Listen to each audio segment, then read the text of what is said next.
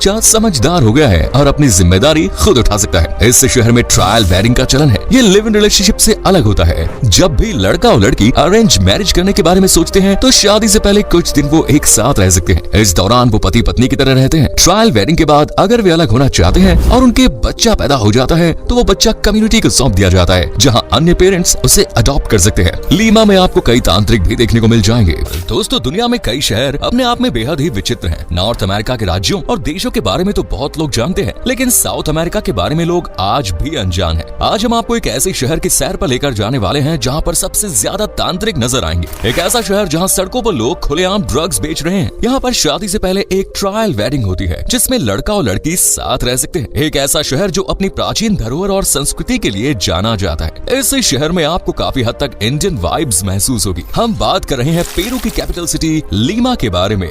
Peru south America के सबसे प्रमुख देशों में से एक है और इस देश की राजधानी है लीमा। हर साल बड़ी संख्या में लोग लीमा शहर घूमने के लिए आते हैं। आज हम लीमा के बारे में ढेर सारी रोचक बातें बताएंगे आपको, और साथ ही इस शहर में आप क्या क्या ट्राई कर सकते हैं और कहां कहां घूम सकते हैं। तो चलिए अपना सीट बेल्ट बांध लीजिए अच्छे से और निकलते हैं लीमा शहर की एक शानदार सफर पर। लीमा एक बहुत ही सुंदर शहर है। ये दुनिया की सेकंड लार्जेस्ट डेजर्ट सिटी है। कैरियो की तरह ही ये शहर भी रेगिस्तान पर बसा हुआ है। शहर का टोटल एरिया है 2672 वर्ग किलोमीटर। ये शहर लूरिन, चिलोन और रीमेक नदी के किनारे पर बसा हुआ है। 3 प्रमुख नदियां इस शहर से होकर गुजरती है। पेरू की कैपिटल सिटी होने के साथ साथ ये देश का सबसे बड़ा शहर भी है। लीमा का इतिहास काफी पुराना है। इस शहर को स्पेनिश ट्रैवलर फ्रांसिसो पिजारो ने 18 जनवरी 1535 के दिन खोजा। आज भी हर साल 18 जनवरी को लीमा में फाउंडेशन डे सेलिब्रेट होता है। इस शहर को देखने के बाद फ्रांसिस्को ने इसे सिटी ऑफ किंग्स का नाम दिया। लीमा को बीच सिटी और सिटी ऑफ फॉक्स के नाम से भी जाना जाता है। आज के समय में इस शहर की टोटल पॉपुलेशन 10 मिलियन के आसपास है। सरकारी आंकड़े 8.5 मिलियन पॉपुलेशन के आसपास होने का दावा करते हैं, लेकिन असल में यहाँ के स्लम एरियाज में इतने अधिक लोग रहते हैं जिसके कारण सटीक जनगणना कभी हो ही नहीं पाई। पूरे पेरू की 1/3 आबादी लीमा में ही रहती है। लीमा में करीब 3000 लोग प्रति वर्ग किलोमीटर के एरिया में रहते हैं। पेरू की 3 ऑफिशियल लैंग्वेज है, स्पेनिश, केचुआ और आइमारा, लेकिन सबसे ज्यादा स्पेनिश लैंग्वेज का इस्तेमाल यहाँ पर होता है। अगर आपको स्पेनिश नहीं आती तो घबराने की कोई बात नहीं। टूरिज्म इंडस्ट्री से जुड़े लोगों को यहाँ इंग्लिश भी आती है। लीमा शहर में अमीर और गरीब के बीच बहुत ज्यादा अंतर देखने को मिलता है। इस शहर में आपको एक और तो हाई क्लास वाले लोग दिखाई देंगे। यहाँ के घर और बाजार भी शानदार होते हैं, तो वहीं दूसरी ओर एक बड़ा स्लम एरिया है और इन दोनों जगहों को एक दूसरे से अलग करने के लिए बीच में एक लंबी दीवार सरकार ने बना रखी है। ऐसा लोगों की सेफ्टी को ध्यान में रखते हुए भी किया गया है और साथ ही टूरिस्ट्स को सिटी का दूसरा चेहरा नजर ही न आए। लीमा में मिडिल क्लास फैमिली बहुत ही कम रहती है। यहाँ अधिकतर लोग या तो पैसे वाले होंगे या फिर गरीब, लेकिन जो भी हो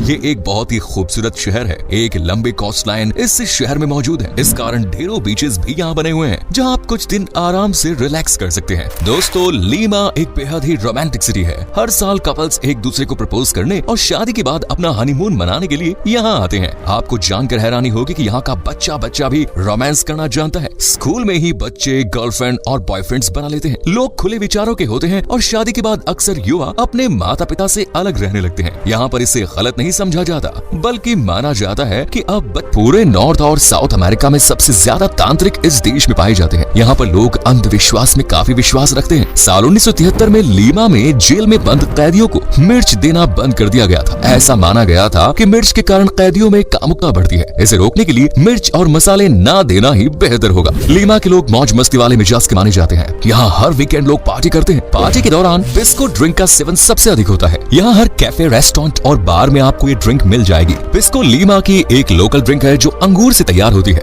इसका टेस्ट कुछ वाइन जैसा ही होता है, लेकिन इसे पीकर आप झूम सकते हैं क्योंकि इसमें अल्कोहल की मात्रा 40% तक होती है। लीमा में आज ड्रग्स एक बड़ी समस्या बन गई है और सरकार भी इसे रोकने की दिशा में कोई काम नहीं कर रही है। आप सोच समझकर ही वहाँ की सड़कों से कुछ भी खरीदे क्योंकि वहाँ इलीगल चीजें बेची जाती हैं और इस तरह की नशीली चीजें अगर कोई अपने साथ वापस लाने की गलती करे तो उसे एयरपोर्ट पर पकड़ लिया जा सकता है। लीमा में नए साल का जश्न धूमधाम से मनाया जाता है। इस शहर की आतिशबाजी कमाल की होती है। बहुत सारे सैलानी नए साल पर लीमा की आतिशबाजी देखने आते हैं। आपको जानकर हैरानी होगी कि यहाँ न्यू ईयर पर लोग एक दूसरे को येलो कलर का अंडरवियर गिफ्ट करते हैं। इसे गुड लक के तौर पर देखा जाता है। इस शहर में वेश्यावृत्ति को कानूनी मान्यता है और बड़ी संख्या में लड़कियां इस धंधे की ओर आकर्षित है। लीमा की लड़कियां बहुत ही हसीन और खूबसूरत होती है। वहाँ जाकर आपको ऐसा लगेगा मानो आप जन्नत में आ गए। ये ज्यादा मेकअप नहीं करते क्योंकि यहाँ के लोग नेचुरल ब्यूटी में ही बिलीव करते हैं। लीमा के लोग काफी इमोशनल भी माने जाते हैं। ये एक दूसरे से बहुत जल्दी अटैच हो जाते हैं। शहर में एजुकेशन को बहुत अधिक महत्व दिया जाता है। न सिर्फ शहरी एरिया में बल्कि स्लम एरियाज में भी बच्चों बच्चों की पढ़ाई का पूरा ख्याल रखा जाता है। यही वजह है कि आज इस शहर का लिटरेसी रेट 99% से भी अधिक है। लीमा में नेशनल यूनिवर्सिटी ऑफ सन मैक्रॉस है, जो अमेरिका की ओल्डेस्ट ऑपरेटिंग यूनिवर्सिटी है। इसकी स्थापना सन 1551 में स्पेन के राजा चार्ल्स V ने कराई थी। लीमा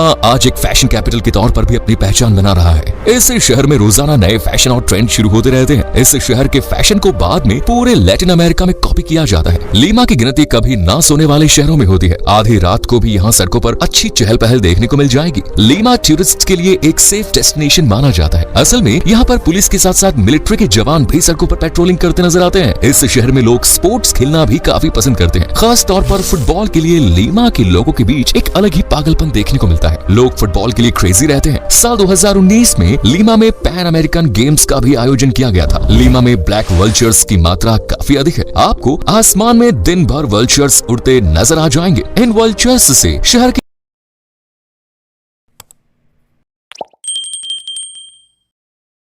लोगों को काफी फायदा भी होता है। असल में ये शहर को साफ रखने का काम करते हैं। जब भी किसी जानवर की मौत हो जाती है तो कुछ ही समय में ये वल्चर्स उसकी डेड बॉडी को खा जाते हैं। चलिए अब लीमा के फूड के बारे में आपको बता देते हैं। सेविचे को यहाँ नेशनल डिश का दर्जा प्राप्त है। ये डिश मछली, लाइम जूस, मसाले, प्याज और आलू की मदद से तैयार होती है। अगर आपने लीमा आकर सेविचे का स्वाद नहीं चखा तो इसका मतलब है कि आप इस शहर में आए ही नहीं। रोकोटो रेलेनो ये भी काफी पॉपुलर डिश है। इसमें मीट को चीज के साथ मिक्स कर बेक किया जाता है। ये काफी स्पाइसी भी होती है और कई फ्लेवर्स के साथ सर्व भी की जाती है। इसके अलावा कई ट्रेडिशनल डिश है जिसे स्पेशल ओकेजन पर बनाया जाता है। एंटिकुचोज, लोमो साल्टाडो, अजी डी गैलिना, पिस्को सॉर, अल्पाका पिकारोन्स और कई प्रकार के सूप आप यहाँ ट्राई कर सकते हैं। लीमा में साल भर कई प्रकार के फेस्टिवल्स का आयोजन भी होता है। Anniversary of Lima, Peruvian Paso horse competition, new year, Christmas, Pisco festival, harvest festival जैसे त्योहार और भी फेस्टिवल यहाँ पर हर साल धूमधाम से मनाए जाते हैं। अगर आपको एडवेंचर पसंद है तो लीमा एक परफेक्ट टूरिस्ट डेस्टिनेशन साबित हो सकती है। यहाँ कोस्ट लाइन के पास आप पैराग्लाइडिंग का आनंद ले सकते हैं। एलमोरो हिल पर आप साइकिलिंग कर सकते हैं। ये अपने आप में एक बेहद ही शानदार अनुभव होगा। हाइकिंग का शौक है तो सैन क्रिस्टोबल हिल पर आप जा सकते हैं। यहाँ के रेगिस्तान में ऊंचे ऊंचे सैंड ड्यून्स